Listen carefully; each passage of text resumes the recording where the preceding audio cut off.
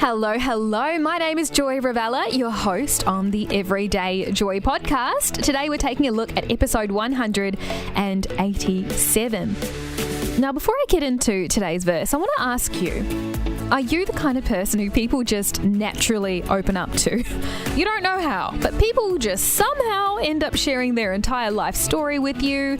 And maybe people have said to you, gosh, you're easy to talk to. Oh, I just didn't expect myself to say that, but wow, here we go. And, I just want to say that's a real gift that you have. And for you, it's your normal. For you, it's just something that happens every day or quite frequently. But I really hope that today's episode reminds you of the incredible gift that you give to the world, the gift of being a safe person. Let's get into today's Bible verse.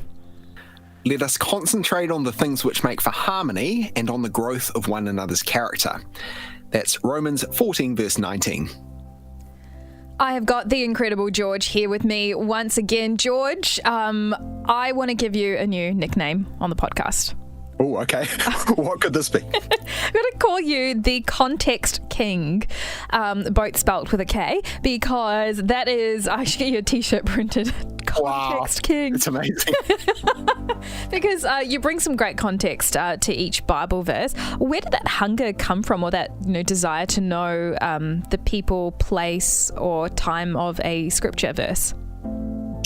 First of all, I'll just say that after this, I'm going to go and update my CV, my resume, and put Context King with two Ks on there. That's amazing.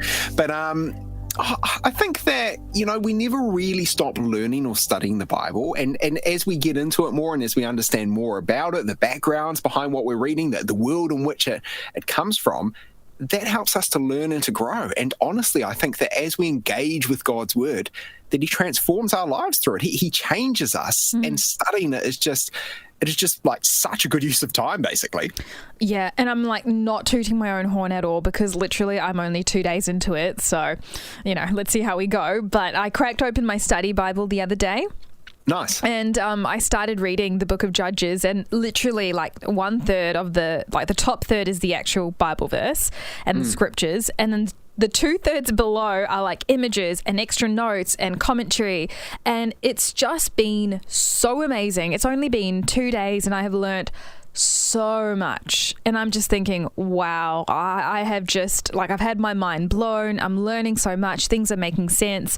So I'd really encourage you, if you're listening and you don't have a study Bible, to go find one of those, because as you read, if there's a verse that jumps out at you, guaranteed in the page, like the bottom section of the page, there'll be extra references to other parts in the Bible and other characters, and it just adds flesh and bones to maybe a verse that really jumps out.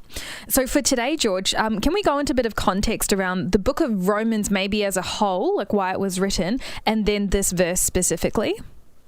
Yeah, okay. So Romans it's often referred to as Paul's greatest letter, written by St. Paul, and I've actually heard it called the Himalayas of the New Testament. Wow. So I guess that gives you some idea of just how important this particular epistle, this letter in the New Testament is.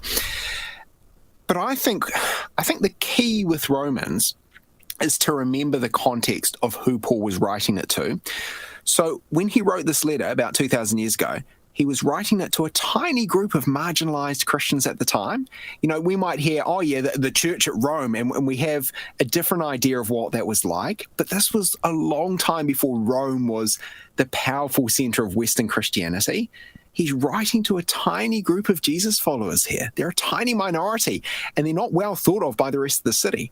So there are some big, important theological ideas in Romans, and I think that's why it's, often called the Himalayas of the New Testament. That's why we see it as so significant. But there's also just a lot of advice in there for how these people can actually follow Jesus together, for how they can live the Christian life in a pretty hostile culture. And so Paul's giving them advice. He's telling them how to do that, like the specific advice he's given in this verse we're looking at. I agree. I think Romans is one of the most meaty, if that's the right word, meaty books you can read, because there's so much in it. A lot of the other letters are great to read in the New Testament if you're looking for encouragement, because they were sent to churches who needed that encouragement. So they're very they're like warm hugs, or they're kind of like slaps on the faces as well. Come on, get back in line. This is what we do, and this is why we do what we do. But this whole book in the Bible, I feel like it's so theologically rich. It really dives into, I think, just the whole sacred gospel story, and it's a really good one to get into if you are looking to dive deeper into your faith. It's an incredible book. And today we're looking at Romans 14:19.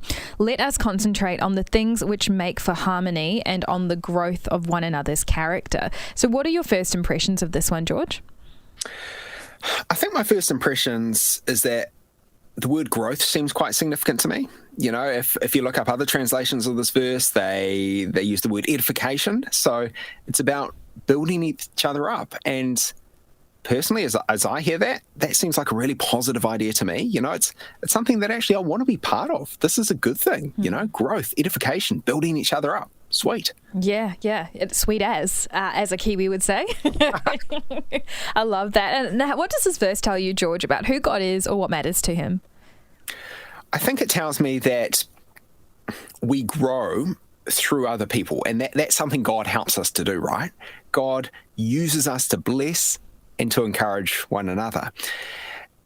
I think we often have this idea in mind that Christianity is just about us as individuals and how we relate to God, and certainly that's a very big part of it, but also how we relate to those around us. I think that's a very significant part of it too. Actually, God works through people, and I think we get a bit of a sense of that in this verse. Yeah, both in the terms and what I've experienced in my life, and guaranteed for you listening as well.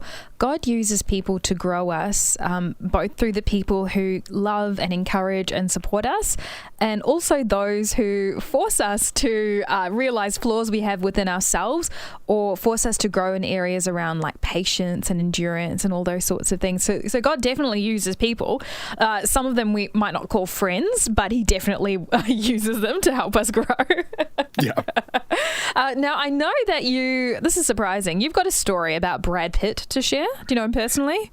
Well, no, I can't say I do, but, someone I often get mistaken for, so that's a joke. Anyway, the story is that it was actually an article I read, some of his story. It's an article in the New York Times he did a few years ago, Brad Pitt, and I found it really interesting. He was talking about his drinking problem, his problem with alcohol, and how that had messed with his life. He became part of Alcoholics Anonymous, and really through that, he grew. There was a lot of growth in Brad Pitt's life, and it came through vulnerability. So in that New York Times article, he said, you had all these men sitting around being open and honest in a way I had never heard. It was the safe space where there was little judgment, and therefore little judgment of yourself. Now, one of the really cool things about this story is that no one from the group sold Brad Pitt's story to the tabloids. They would have been interested in this stuff, I imagine, but it seems like this group of men, they really trusted each other. And Brad Pitt says, for him, that was really healing. He said, it was actually really freeing just to expose the ugly sides of yourself. There's great value in that.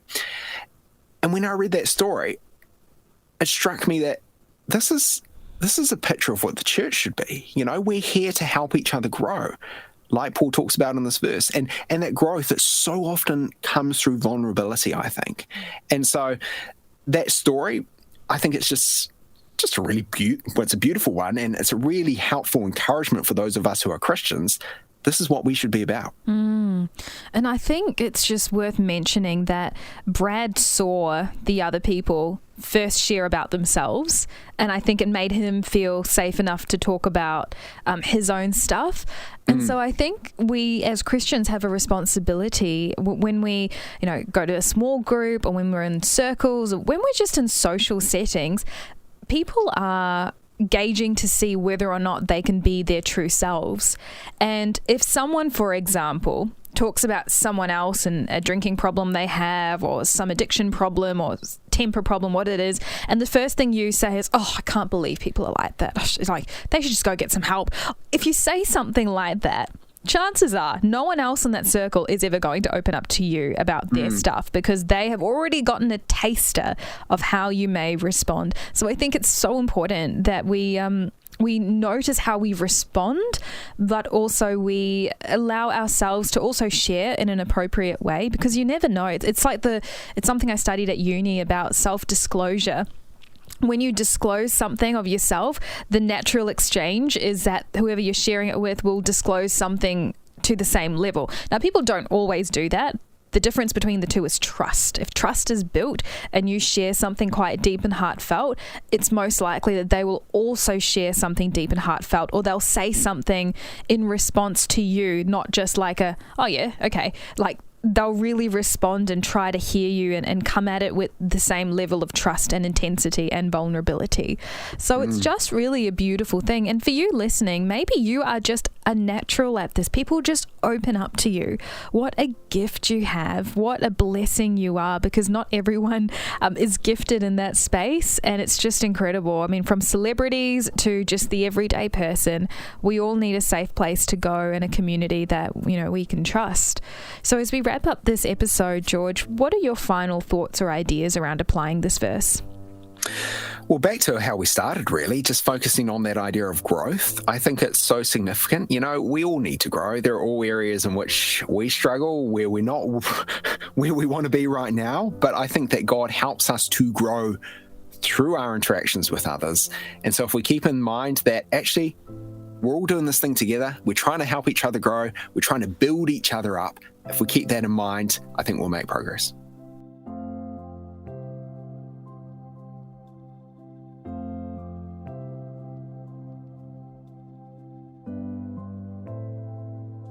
So as we wrap up today's Bible verse, Romans 14:19, let us concentrate on the things which make for harmony and on the growth of one another's character. I think when we're really focused on the growth of those around us, we aren't very quick to talk about them because we care for them.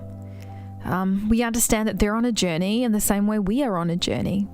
And I think that's super important for those of us who find ourselves being that safe person, for being that person that holds a lot of information and a lot of truths. It's really important to know that we can hold that in a way that honors them.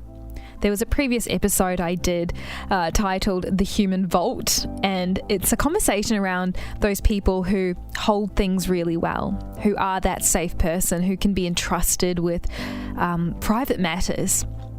So I really just want to focus with the application today for you to know that everyone is on a journey, and I know we know that, but to really stop and look at everyone you encounter today as someone who is on a journey, someone who's in progress, someone who's not there yet, someone who's desperately trying, maybe failing at it, maybe struggling, maybe acing it, whatever it is. But to know that every single individual you encounter is on some kind of journey. And I know that for me, that really helps me in loving people better, in forgiving better, and in being kinder to them as well. Romans 14:19, let us concentrate on the things which make for harmony and on the growth of one another's character. Well, we've come to the end of today's episode on the Everyday Joy podcast. Tomorrow, George will be wrapping up the week. I cannot wait. Do head on over to the Facebook group if you want to get some extra information and thoughts and ideas. The link is in the description below, and I'll catch you there.